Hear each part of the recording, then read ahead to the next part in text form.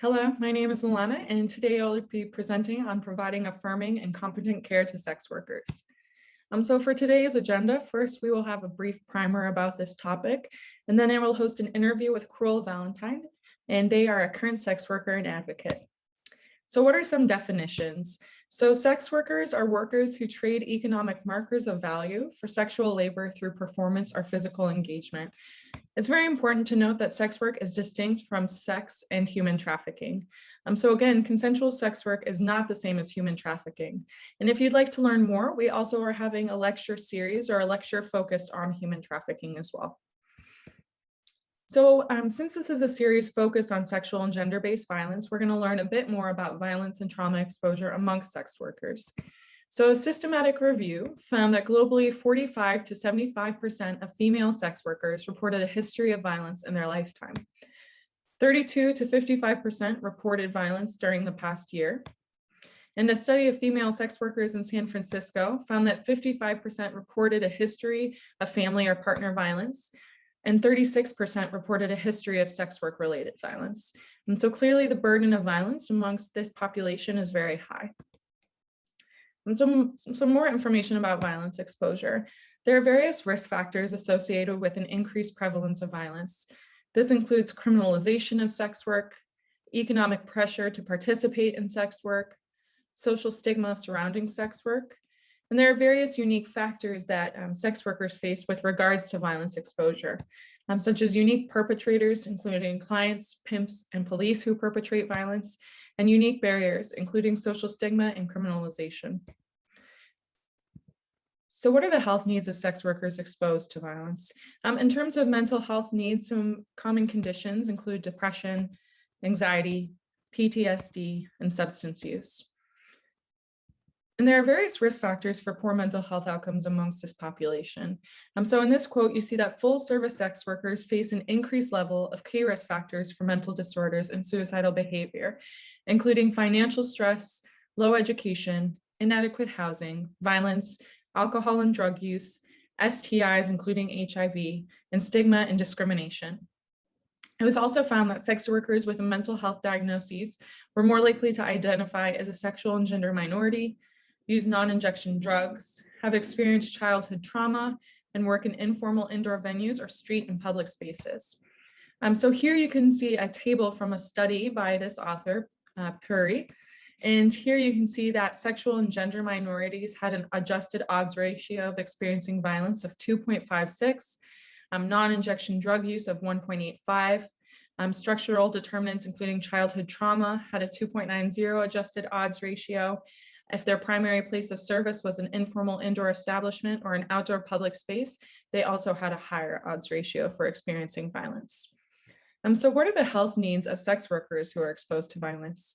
Their physical health needs include being subjected to violence and the health conditions associated with violence, being exposed to incarceration and the related health issues associated with incarceration, as well as various OB-GYN concerns or health conditions, including unintended pregnancy, miscarriage, preterm birth, and STIs, or sexually transmitted infections.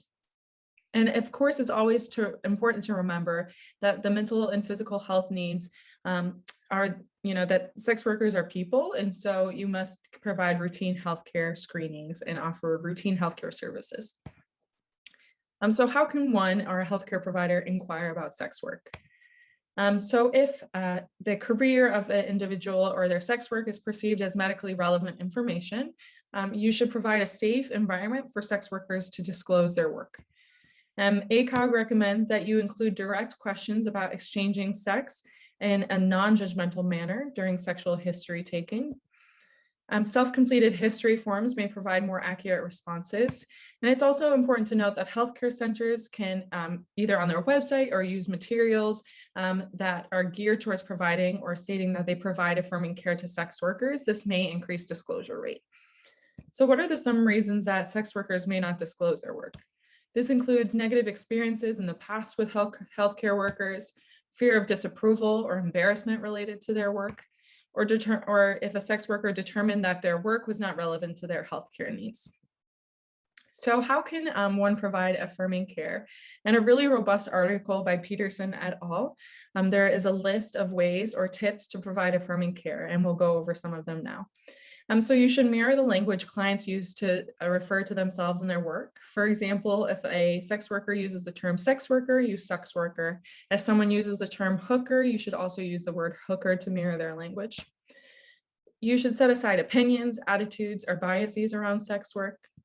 You should use judgment-free language when talking about sex work. You should believe that sex-based work can be a good choice for some, and that being a sex worker does not mean that someone is damaged or dirty, which is a commonly held bias. Providers should also learn about the sex trade industry. They should learn about human trafficking and how it's different from sex work, which our series provides information on. They should learn about the different models of legalization and decriminalization. So it's important to, research and be pretty proficient in these areas. You should understand that people who do sex work are diverse and that sex workers' different intersecting identities affect the type of oppression, stigma, and risks that they may face. And you should not believe that sex work is always related to a patient's presentation or diagnosis. So it's always important to remember that there are various reasons that someone could present with a certain pathology and that their sex work is not always related to the patient's presentation.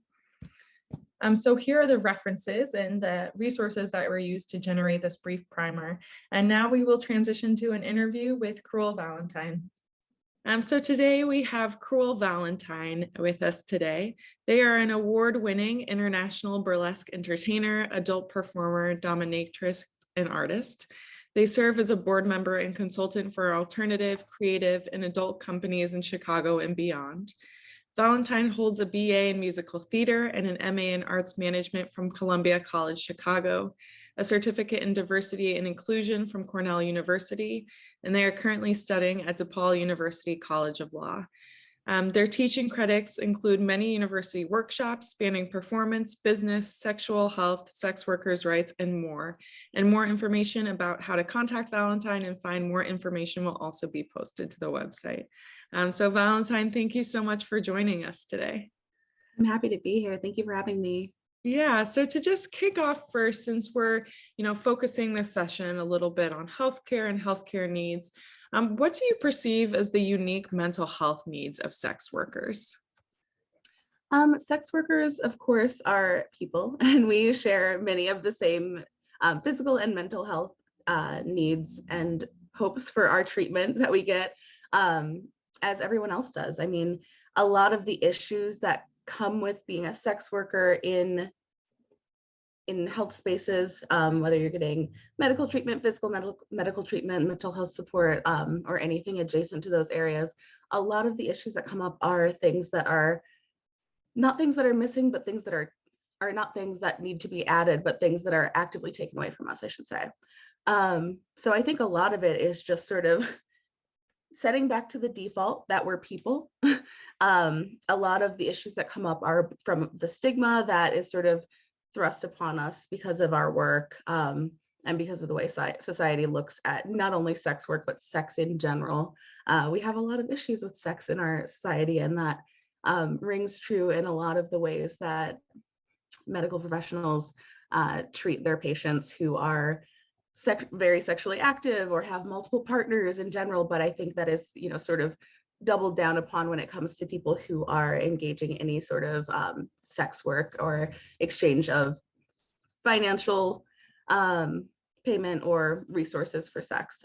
There's a certain idea that that is somehow more inherently risky always by default than, people who go out on a lot of Tinder dates or whatever else, when a lot of the same risks and rewards are kind of folded into the same way, if that makes sense.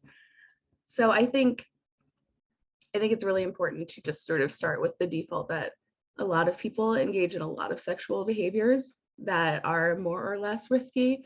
And a lot of people use a lot of preventative measures that are more or less safe. And those people don't always look or act or one way or come from a certain background or experience. Yeah, that is incredibly insightful. And I think your point to that we need to act as if just going back to the default that our patients, no matter if they're sex workers or not, are all people, and treating sex workers as people is so important. Do you think, kind of building on that, there are unique physical health needs that physicians or healthcare workers should be looking out for when treating sex workers?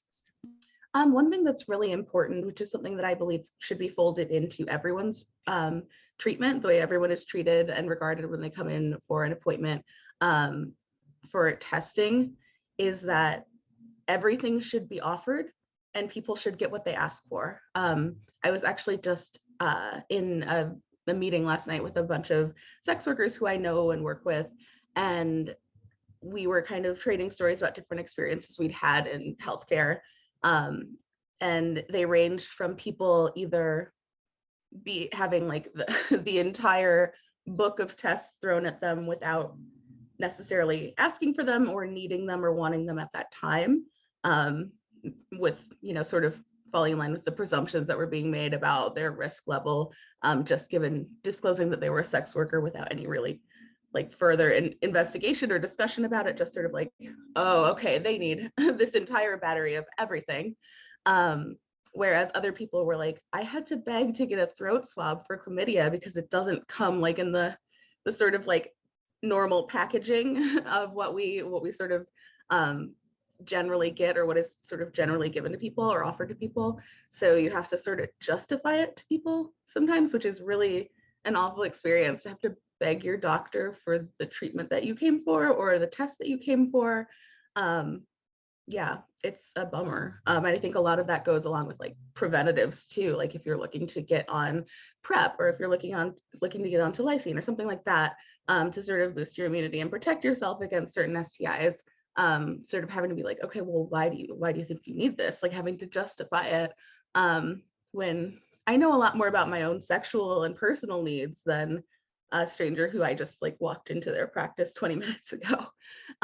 So I think a lot of it comes down to like really listening, and listening openly, not listening to sort of like pick out keywords like, oh, sex worker, okay, that means high risk, but really listening to someone's individual experience and giving them the things that they're asking for. You know, no one's asking like, oh, well, I want like this like surgery for something I don't have or something. Like no one's like, I would like a triple bypass for no reason. They're just asking like, hey, can I get a herpes test? Because that's not something that is always administered, even if you ask for a full battery STI panel, which is really unfortunate. Like if you say you want the whole shebang, you should get the whole shebang, in my opinion.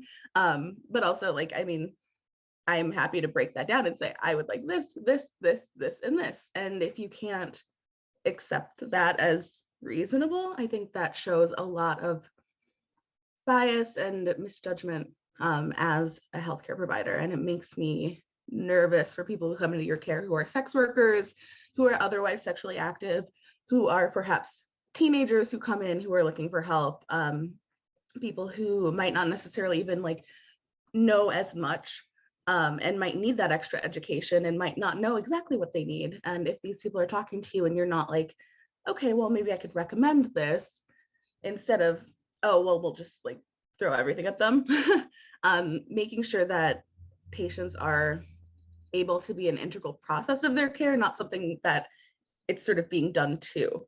I think it's really important that it's a collaborative experience. I think that's important for any sort of healthcare. Yeah, I think that ties to your original point, that just listening and not treating people as if their things are being done to them, but it's a partnership, is also related to the default that sex workers are people and they're patients, and you need to treat them as people. Yeah. Another question I have, given that this is a series focused on sexual violence, what are the unique ways that sex workers experience gender-based violence as compared to non-sex workers? Well, another awful symptom of the stigma that is associated with sex work because of how sex is perceived in our society, or regarded or disregarded, I should say, in our society, means that sex workers are often more vulnerable to mistreatment by clients, mistreatment by domestic partners, mistreatment by family members. It's awful. It's very awful. I think a lot of those problems definitely stem from the fact that full service sex work is illegal, and other forms of sex work, even if they're not illegal, are often sort of criminalized by proxy in their own ways. And it allows a space where people, it creates a space where people don't feel safe reporting anything or fighting back or standing up for themselves because they have a lot to lose. You know, whether it's a threat of, oh, well, I'll call the cops if you like don't let me do X, Y, and Z, or a situation where it's a domestic partner, like, oh, well, you know, if we split, I'm going to take the kids and I'm going to tell the judge that, you know, you're doing this, this, and that, and you're never going to see your kids. I know people that that has happened to, and it's truly, truly just appalling that these people see sex workers who work like anyone else to put food on the table for their families and take care of their kids and get them clothes and school supplies, that these people are, you know, seen as somehow inherently toxic or bad or dangerous to their own children who they are doing this work to support. And a lot of times people will, you know, maybe be in a relationship with someone who seems really supportive, but then, you know, something goes wrong and that person will just turn on them because they know it's that easy to sort of cast someone out. So it's definitely a huge risk, and it's a huge risk of like ongoing harm. So not just one interaction with a client, but longer term things like I said, relationship violence and things like that, where people don't feel like they necessarily have an escape, or feel like they can, you know, transfer into a new sort of position. That goes as much for people who are enjoying the industry and want to stay in the industry, and also people who want to get out of it, because there are sort of these other issues that further compound that, like not being able to, you know, if you've worked 5 years running your own business as a sex worker, that's not always the easiest thing to communicate on a resume. Or if you've gone to prison and you've had any issues with the law, I mean, that can prevent you from getting another type of job too. So it sort of like perpetuates this cycle of poverty and struggle for a lot of people, because they're not able to access the things that they want to change or, you know, could change. You know, they can't change them even if they wanted to, which puts a lot of people in this sort of like high risk area where a lot of things are being done to them that are unfair, and that risk is sort of sustained by their circumstances. Yeah, I really appreciate your insight. And I know we'll talk about this a little bit later on, but it really seems that, you know, understanding violence against sex workers also entails understanding violence against poverty, people who are impoverished, people in relationships, women, gender minorities, etc. So it's really insightful to hear your comments on that. We kind of touched on this earlier, but what are the major gaps you see in mainstream healthcare services for sex workers? Definitely the testing issues and like preventative treatment issues that I could go on about for hours. And a lot of it is, I think, a lack of contextual information. So when people go to meet a new healthcare provider of any kind, and either they don't feel comfortable sharing that they're a sex worker, or if they do feel comfortable or they feel like they should share it because of whatever they're coming in for, it's often this sort of circus of like, how do I explain this to like catch someone up enough to understand like what's going on, why it's going on, and what I need from this. It's kind of like, and if you've ever like gone to, anybody watching, if you've ever gone to a therapist and then like the first day you're like, oh my gosh, I have to tell my whole life story. Like, okay, so starting from conception, here's what my life has been, and you know, here's why I'm here. And it's kind of a daunting thing, especially if you maybe are like with one therapist and then you go to a new one and you sort of have to start all the way over. Like it's like having this building torn down and you have to build it all the way back up. I think a lot of people experience that as sex workers in their healthcare, seeing a new doctor. For instance, I'm fortunate enough to be insured, but I just had an insurance change, which creates like all of these issues. So fortunately, I was able to stay with my doctor, but people get kicked off of insurance or switch to new insurance all the time and have to like completely go like, oh, well, I, you know, spent all this time building this relationship with this provider for 5 years, 10 years, and now I have to like sort of go back and rebuild this entire foundation.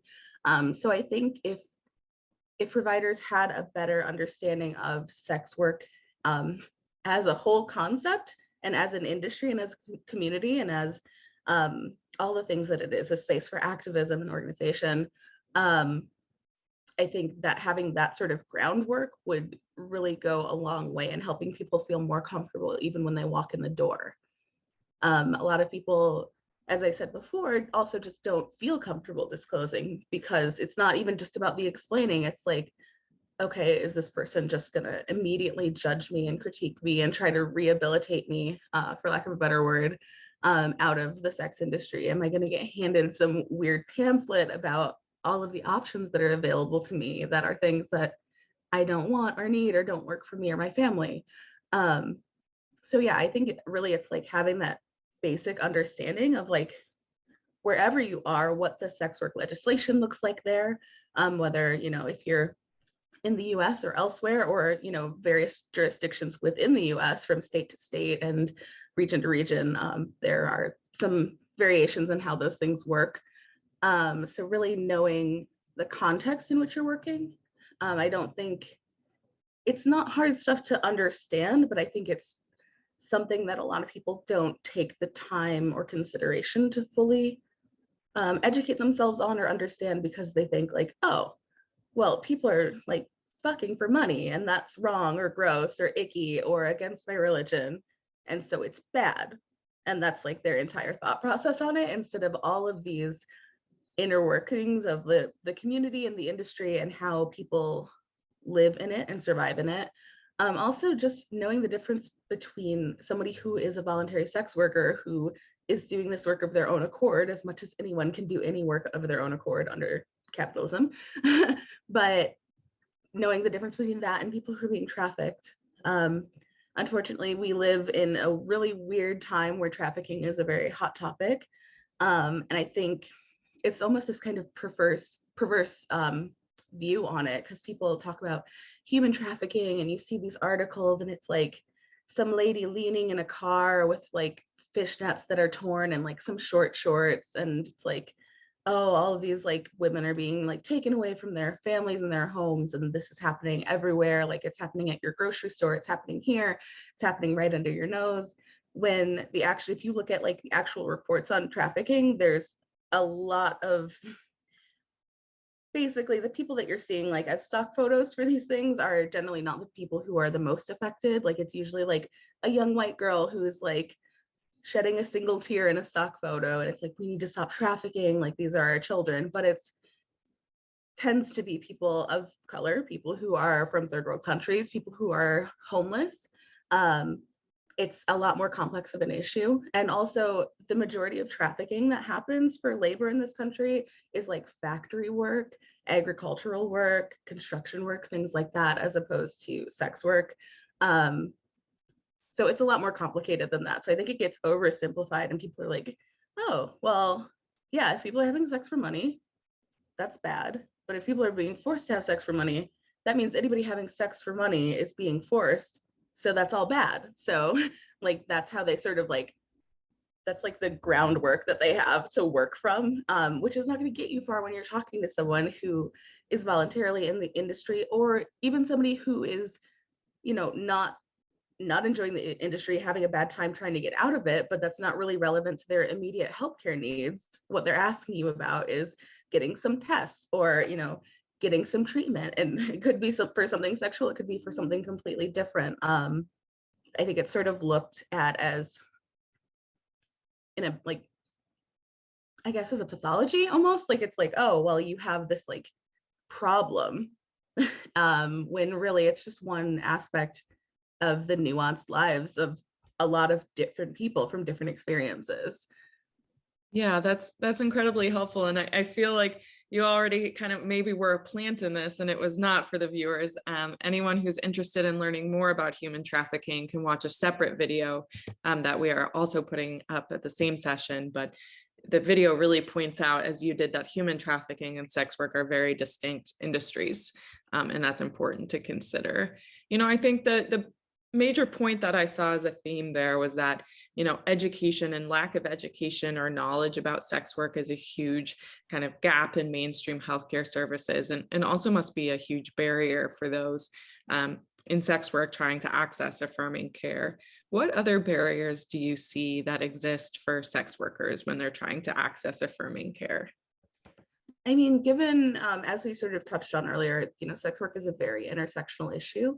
And a lot of the people who are doing sex work, who I would argue that sex workers in general are a marginalized community, even if they aren't, recognized as such, like legally speaking.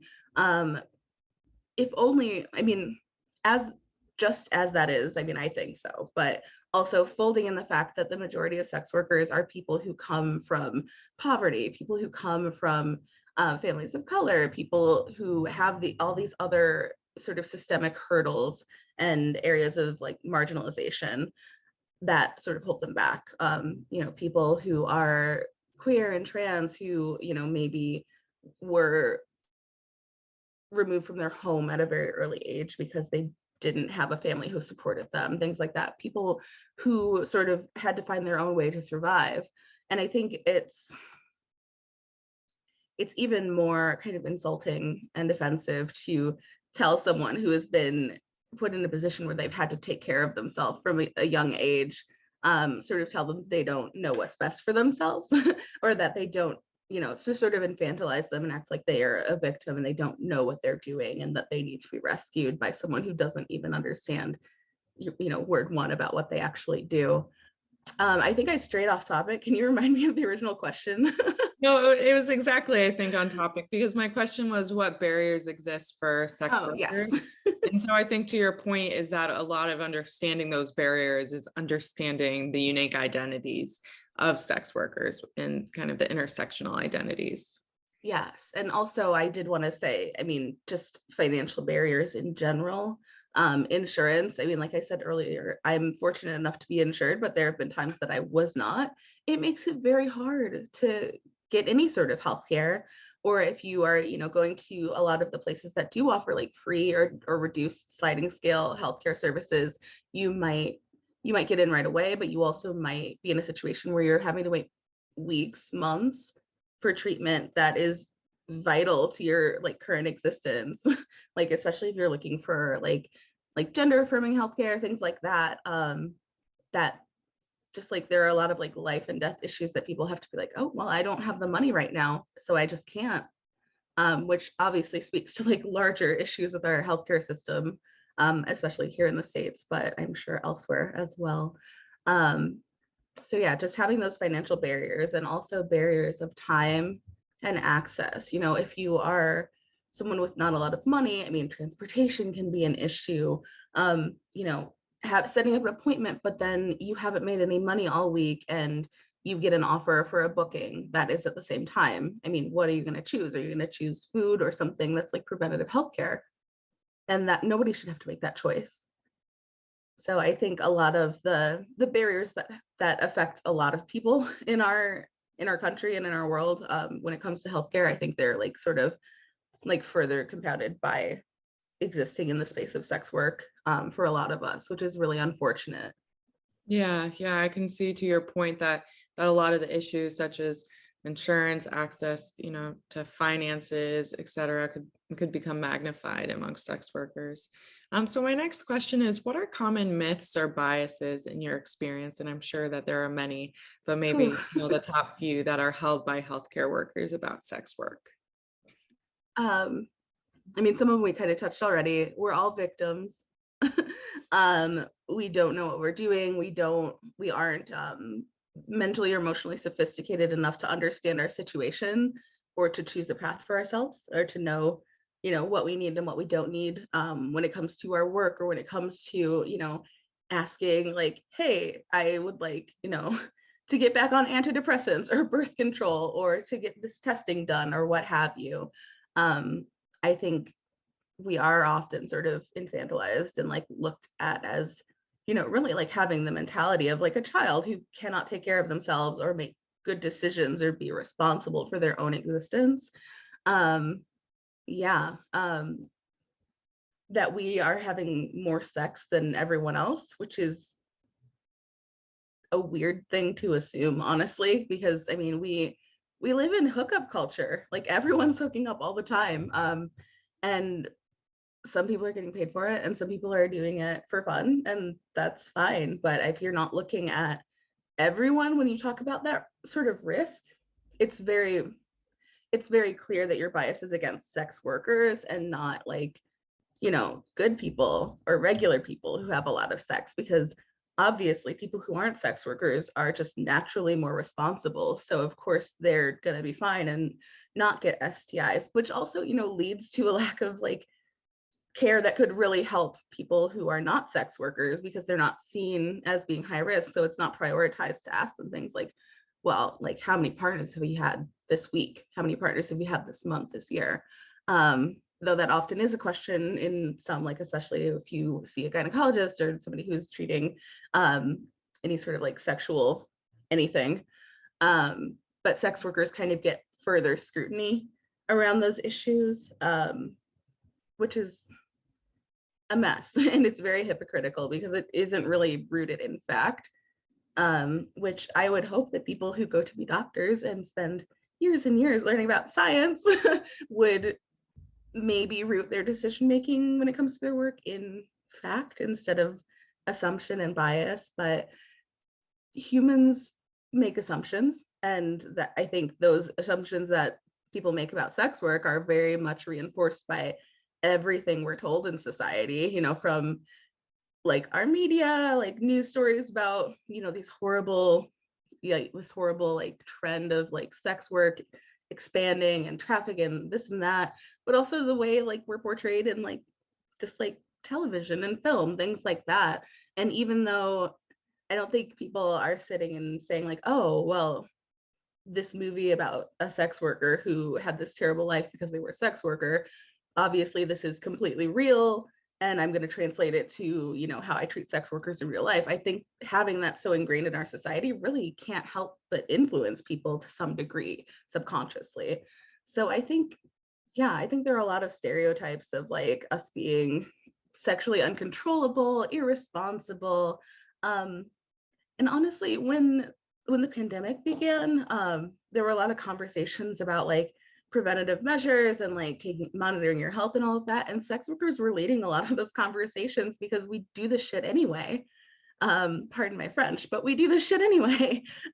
So it wasn't as big of an adjustment because we're so used to being vigilant about these things and having these conversations instead of, you know, sort of like wrestling with these things internally and not really fully addressing them and maybe pretending it'll go away if I don't think about it, which is what a lot of civilians, as we like to call them sometimes, struggled with at the beginning of the pandemic. So it's really interesting because sex workers have really been on the cutting edge of sexual health and responsibility, and making sure that, like, knowing that like public health is part of our responsibility when we work and our own health is part of our responsibility, and, you know, sort of holding ourselves accountable to that. I think we've been at the forefront of that and no one has really noticed or acknowledged it. So it was very interesting at the beginning of the pandemic to see people freak out over wearing a mask or, you know, getting a test or just taking care of their general health to protect themselves and others around them. And we're like, we got this. Like, we don't need, it's not even an adjustment for us, really. We're just like, okay, yeah, we'll just do these things now. And that's not to say that it's been an easy time. I mean, the pandemic has been a very hard time for everyone, but especially for sex workers for a lot of reasons that I could get into, but that is, I think, another conversation for another day. But yeah, I mean, I think most of the assumptions that people make are just so dead wrong that in my experience, it's like almost laughable, but it's sort of a situation where I'm laughing to keep from crying. So I'm like, wow, that's so completely far from what my experience actually has been. So it's weird that this is just like what you assume is like baseline for my life. It's strange. Yeah, I think you made a lot of great points there. And one is also how implicit bias and things like the media and how we think about sex workers really contribute to our work as doctors, and how we can, you know, shapes our biases and that's either comes out explicitly or implicitly through things like infantilization and treating healthcare workers or sex workers as if they don't have the autonomy to make choices for themselves. I think kind of on the flip side of that, do you have any tips or instances in which healthcare workers provided affirming care to sex workers, or any examples of a moment where you felt affirmed by a healthcare worker? Yeah, I mean, pretty much anytime I've dealt with a healthcare worker who is queer, I've had a way better time, because a lot of the stigmatization around sex and sexuality is stuff that affects the queer community as well. So anyone who has a basic understanding of that and any form of like intersectionality will kind of just naturally have a better like jumping off point to understand what sex workers endure. I am fortunate enough to have a very, very, very, very good therapist who I saw at a queer healthcare organization called Howard Brown in Chicago originally. She's now in a private practice and she's thriving and amazing, and I love her. She's great. But she has like been affirming to everything I am and do, and how I live and how I love and everything about me since day one. I know people who've had terrible experiences with therapists, which is like, come on, like you're supposed to like sit there and have, you're like, it's really your job to be affirming and encouraging and help people feel better mentally.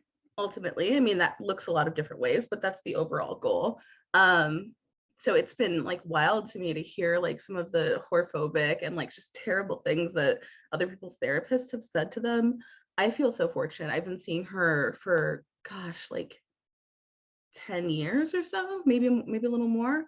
So I feel really lucky with that. I currently have a really good doctor who works with my therapist, and they, are as a team both very supportive to me, which is really, really nice. I think like inter-provider interactions are a big part of like creating a good source of support for people in general, but sex workers. So making sure that people who are getting different sorts of treatment from different providers are, that's happening holistically and interconnectedly, instead of like, oh, well, this one doctor knows like about what I do, but this other doctor doesn't know. Like, it's nice to just be able to be forthright. But I've also had a lot of negative experiences in the past. So I feel really, really blessed to be in a better place with the people that I work with now. But a lot of it is really just what I was saying earlier, just listening, knowing that you don't understand everything. Going to a lot of school doesn't mean that you know everything about everyone on the planet. I've been to a lot of school, and I think the more school I go to, honestly, like I recognize the less that I know, which I think is part of what learning is about. It's learning that like, oh, we can't understand all of this. Like, how can I focus my energies on, doing what I can? So yeah, I think that's really it. It's just Yeah. making sure that you know that you don't know it all, because you can't know every single person's background or experiences based on a study you read one time. Also, make sure you know where your studies are coming from and who's funding them. That's a big part of it. Yeah, listening is Yeah. just key. Listening and like knowing that you are not always the smartest person in the room on every topic, which I would love to be. Like if that were an option, that sounds great, but no one is.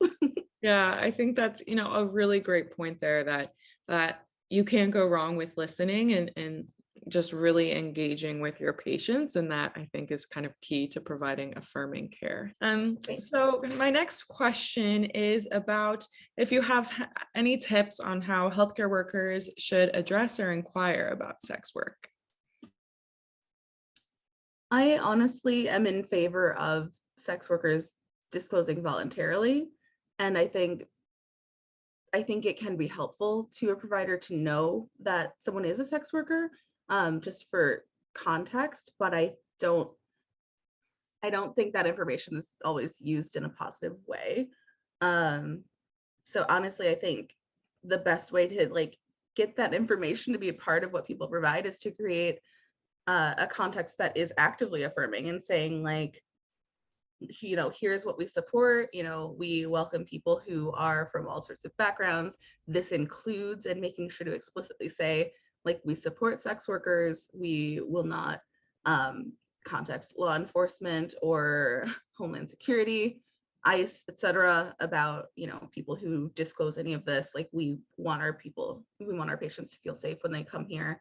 So just actively like letting folks know from the get-go on your website, on your any sort of like pamphlets or material or paperwork that you have, any sort of advertisements, that we are a sex and sex work affirming place, and that we are people who care about marginalized communities and want to listen to marginalized communities, and like making sure that that is sort of inherent in the way that you market yourself, as a provider or as an organization of healthcare providers. I think that's just crucial, and I think that's unfortunately not a risk that a lot of organizations will take, because of the stigmatization that comes with it. Which, if you think it's bad for you, a hospital, how do you think it feels for an individual person just trying to live their life on their own?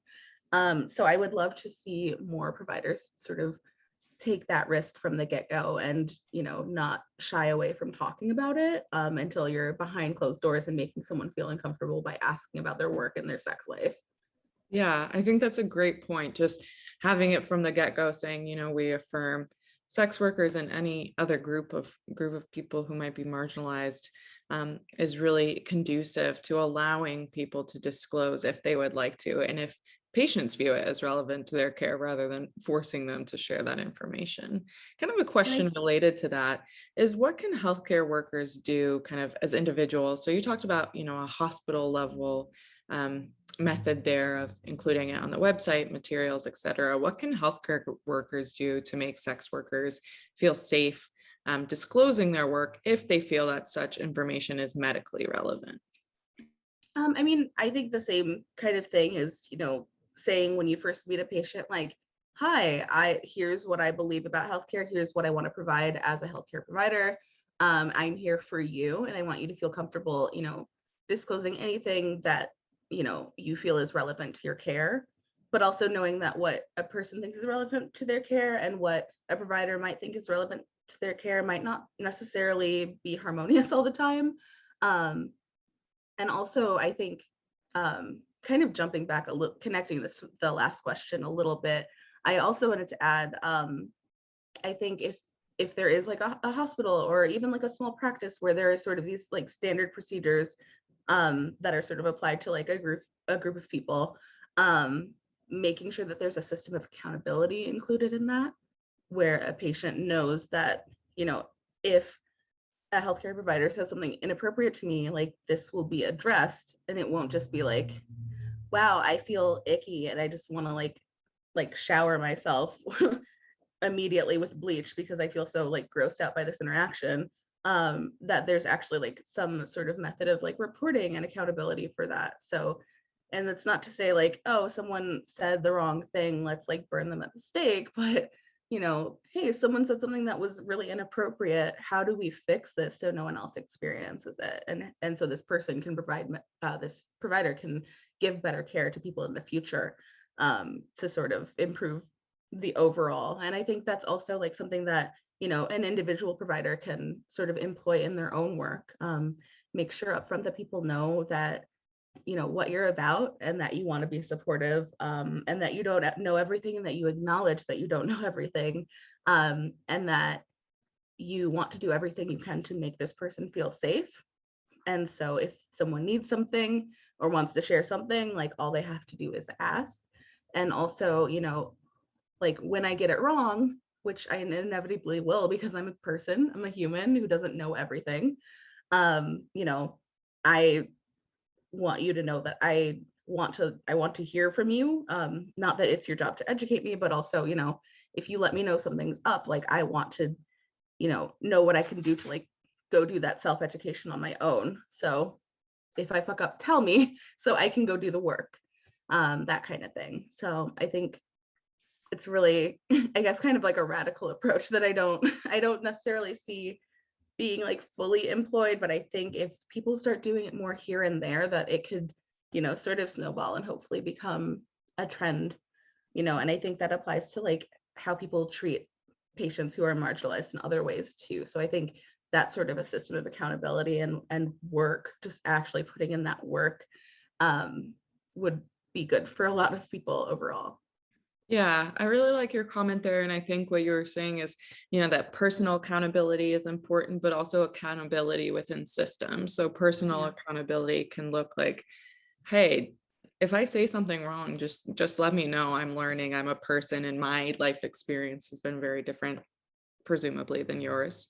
And then there's, the kind of healthcare systems, whether that's posting on a website saying we provide affirming care and please provide feedback, and making such feedback easy to provide.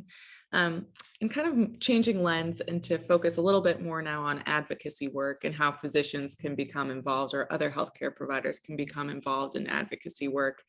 We touched on this a bit, but I would love to kind of ask you more formally about how other axes of oppression intersect to inform sex workers' experience. Um, Gosh, that's a huge topic.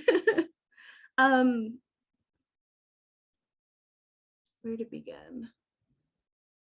I mean, I think we can't really look at sex workers and sex work and the issues that sort of surround those communities and impact those communities without like looking at the larger lens of, how people of color are treated in this country, how Black and Indigenous people are treated in this country, how people who are unhoused or who experience poverty, are treated in this country. It's such a loaded issue, and because people who are otherwise marginalized like often turn to sex work, sometimes out of desperation, but often as a vehicle for finding freedom and being able to sustain themselves. I mean, I think it's really crucial that we look at the systemic issues, like sort of the economic issues and whatnot that get people to that point where they feel like they either need to make a drastic change to save themselves, or they feel like they have to throw themselves into something that they don't want to do or don't, necessarily feel comfortable doing. So honestly, like I always say, like you can't support sex workers without supporting all sex workers. I think there's kind of this push, like I've seen it like over the past few years, and like as people have sort of become slightly more visible in a lot of ways, about sex work. A lot of it is maybe not full service sex work or people who are engaging directly with clients, but people who are doing online work or people who are doing phone work, things like that. I think it kind of started there. But as that got more popular and people like started sharing their experiences more on social media, etc., there developed this sort of like girl bossing, like faux like women's empowerment thing around doing sex work, which is annoying. It's kind of this very like two-dimensional like white feminist kind of thing, and like I like the work that I do as much as I could like any work. I control my schedule. I do something that speaks to me, and I'm able to help people through my work, and that's great, and I love that for me. But I fully acknowledge that's not everyone's experience. Some people hate the work and have a terrible time, or some people had a really great time and now hate it, or some people had a really bad time and now love it. And if you're not embracing all of those people's experiences in your conversations around sex workers' rights and sex workers' healthcare and all of these other issues that are sort of like commingled, you aren't really helping. It's just reducing it to, this sort of unnuanced issue, like, oh, like sex work, like you're reclaiming your body and you're reclaiming your sexuality, girl power, girl boss. Yes, we love it. Which is all well and good if that's somebody's individual experience. But even as someone who feels empowered by my work, I've also had times when I feel very disempowered by my work and have had a pretty bad time. So I think it's really short-sighted to sort of be like, oh, well, we should decriminalize sex work, or we should support sex workers because it's empowering to people. Like we should support laborers in any industry because it's the right thing to do and people need rights as workers. It really doesn't have to do with how much someone likes being a coal miner or doesn't like being a coal miner. Like we should support workers. Like that's what it comes down to. And while sex work is a sex like a sex related sort of issue, obviously by its very nature. It's also mainly a labor issue. So when it comes down to like the conversations about it, you should absolutely be having these conversations about um, bodily autonomy and being able to reclaim one's sexuality and to, this sort of like slut pride sort of attitude. Like those are absolutely important aspects of these conversations. But if you're not also just looking at it from the perspective of like trying to support laborers, trying to support workers in general, I mean, I think that's a huge mistake. Yeah, I really appreciate your insight there. And it was such a huge question to your point, and you did a wonderful job at answering that really Thank you. challenging question. I think there's so many issues that are coming to play here, whether that be how marginalized identities take form socioeconomically or ethnically, or in other LGBTQIA plus identities. There's so much to consider. How do you think physicians can advocate for patients, and what's their role advocating for patients, particularly using such an intersectional lens? I mean, as I kind of touched on before, I think it's really important with how you communicate with other providers who are treating the same patient, but also just other providers that you work with or network with or meet at a conference, like to make sure that of all the conversations you're having, this is one of them. It's a very important conversation for like public health and just how people are getting along in this crazy world that we live in. And I think it should be, on the tip of people's tongues like all the time. um yeah, it's so relevant right now. There is a huge push for decriminalization, which hopefully longer term will lead to that decriminalization actually happening, and then beyond that hopefully a reduction in the stigma, so people might be in situations where they feel more forthcoming about sharing these things. So I think the medical field needs to be prepared for that. These need to be conversations that folks are having. I also think it's a really good step is to meet with like sex worker organizations that are local to you or national ones even, going to conferences that have presentations or panels about the industry, like prioritizing that as a part of your like extracurricular professional enrichment, or maybe working with sex workers and trying to bring people in, kind of like we're doing right now, to do panels and to do talks and Q&As, and making sure that you're compensating sex workers for their time if you're asking this. I speak at a lot of schools, I speak at a lot of universities and organizations, on this topic and others. And I also turn down a lot of engagements from schools and organizations because they want me to come for the good of my soul. And my soul is great already. I'm good. and while I love spreading education, I think it's very offensive to sex workers and to anyone. I think all people should be paid for their labor, but I think it's very harmful to sort of reinforce the idea that someone needs to sacrifice their time so that people can discuss the idea of whether or not they have rights. I think that's particularly disgusting. So I appreciate, I hope you don't mind me sharing that this is a paid engagement, which I would love to speak at every school. And I've had to really struggle with like turning down some work that would have allowed me to help people because my time wasn't valued, and my experience and my expertise were not valued in that space, which makes me question how much they really support sex workers, honestly. Especially given that sex workers, a lot of us, our work hours are often like 24/7. So when someone takes time to schedule something like this, that's an hour out of their day or 2 hours out of their day or what have you, or longer if you're including like travel and things like that in a more regular world. If that ever happens again, that'd be nice. It's taking time out of their day that they could be making money. So often, if you're asking someone to do an engagement like this for free, you're saying, hey, prioritize like the greater good over your own well-being. But it's usually like a large institution that has millions of dollars of budget who's like asking you to do this, which is like Yeah, I think it's particularly offensive, and it makes it feel like, oh, like this is just an interesting, like, oh, what if we chatted about this, instead of a serious issue that you actually want to invest in for your organization or for, whatever the institution is. So yeah, I think that's one of the really important ones, is to talk to sex workers and sex work organizations and make sure that you're compensating them for the time and the wisdom that they're sharing with you. Because I don't know, I mean, I think education is valuable, and if we have to pay for college in this country, I think, if someone is struggling and you're going to them for expertise as a college, then that person should be paid, because an institution which holds theoretically like as much knowledge as you can fit into one place, and they're coming to you for your expertise and advice, I think it seems very silly that they wouldn't return the favor. So they should pay tuition, is what I'm saying.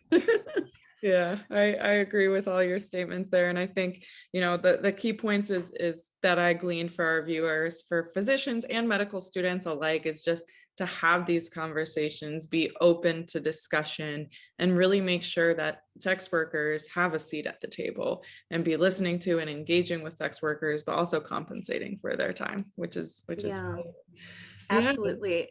Can I add one thing to Yes, that, of course, actually? please.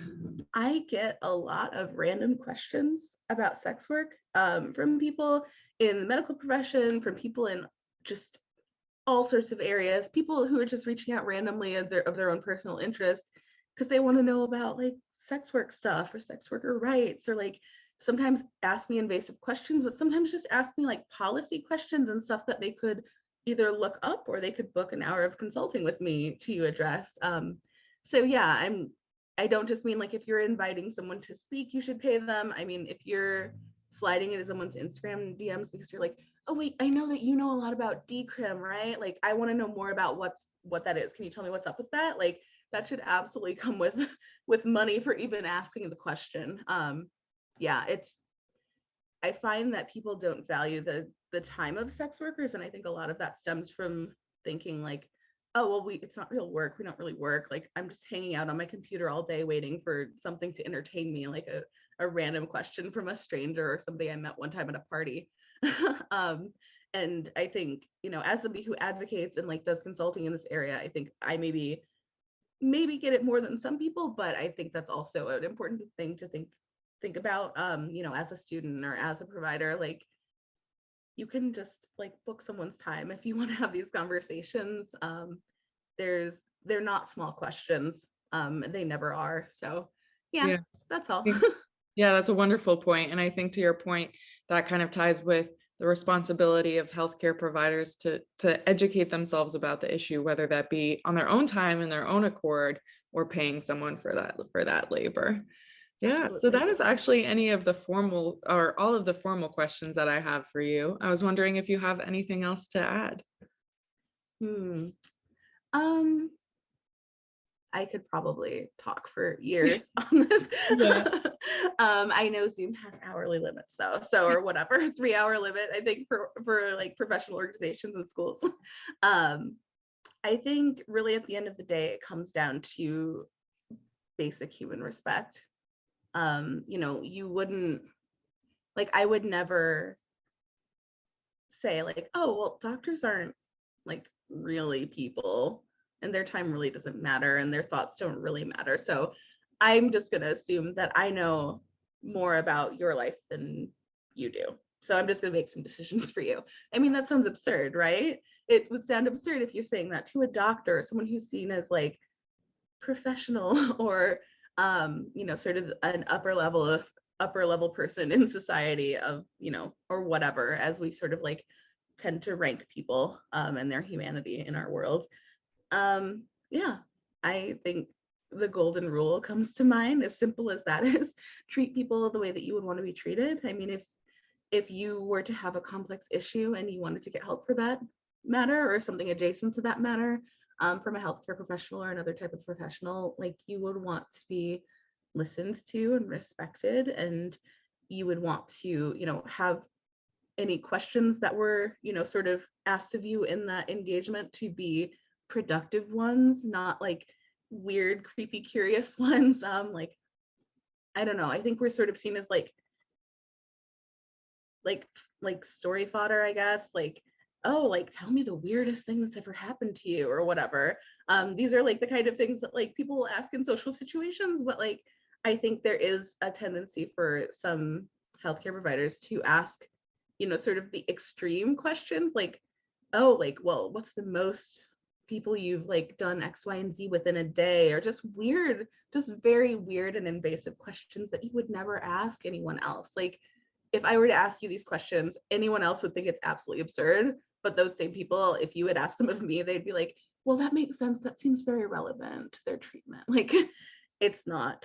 It is absolutely not. I think creating comfortable spaces where people feel safe to volunteer that information, and really, like, I guess creating like a sense of like psychological safety where people can disclose things and not feel like they're going to be judged or corrected or told that, that they need to change something about themselves when they came to get like their flu shot and a general like wellness exam for the year or like whatever. But I think as long as we are like looking at the whole person, that these are things that can be like easily avoided. So make sure that you are looking at a person as an entire being who has, multiple dimensions and comes from, whatever background or experiences that they've had. And that each and every one of us, I mean, I know this isn't always like the best for like measurements is when it comes to being scientific about things, but we're all completely unique individuals and we should all be treated as such. We can't be reduced to statistics.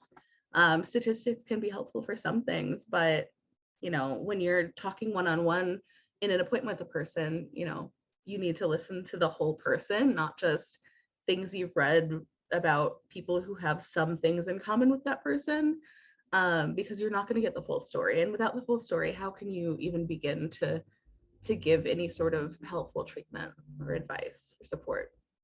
Yeah, that's all such important information. And I think kind of the theme of the discussion we've been having is that many times healthcare workers can deny the dignity, or healthcare workers can deny the dignity of sex workers and treat them as if they're not human or infantilize them. And it's just really important to realize, and treat sex workers with dignity and respect as patients, as people, as unique individuals. And so I really appreciate that insight. Yeah, thank you. This has been really great. I'm really glad that I got to share these things with you. I think they're so important, so I appreciate the chance to talk about them. Yeah, well, thank you so much, Valentine, for your time. And for anyone who is viewing, we will again post in Valentine's bio some information on where you can find and follow Valentine on social media or via email. So thank you so much. Thank you.